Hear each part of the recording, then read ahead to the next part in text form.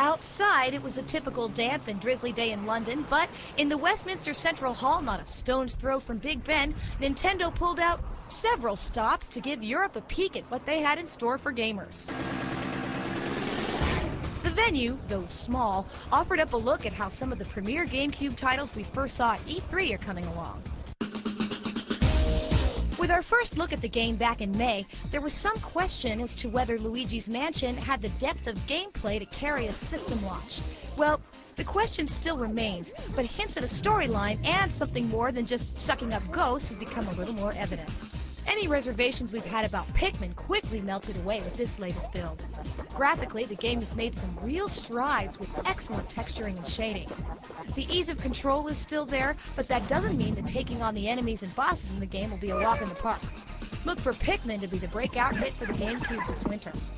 Fans of Wave Race for the N64 should get a kick out of the new edition for GameCube. Nintendo took an if it ain't broke, don't fix it approach, and gameplay appears as solid as ever. Visually, couldn't look better. Another Nintendo favorite, Super Smash Bros. Returns with beautiful detailed environments and all the character-brawling action we've come to expect. NBA Courtside, though nice to look at, still seems a bit dry, with none of the spit and polish we've grown accustomed to in next-gen sports titles. Thankfully, the same can't be said for Star Fox Adventures from Rare. This game is just screaming quality, and finally we got to see some of the flying levels.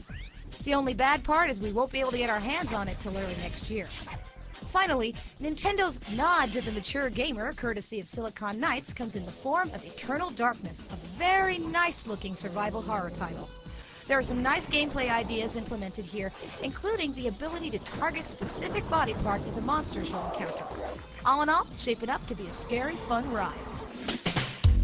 If you think the Game Boy Advance was forgotten in all this, think again. Some excellent new games are on the horizon. Turn-based strategy gamers will be in heaven with Advance Wars, a combat title that includes deep gameplay and the ability to create your own missions.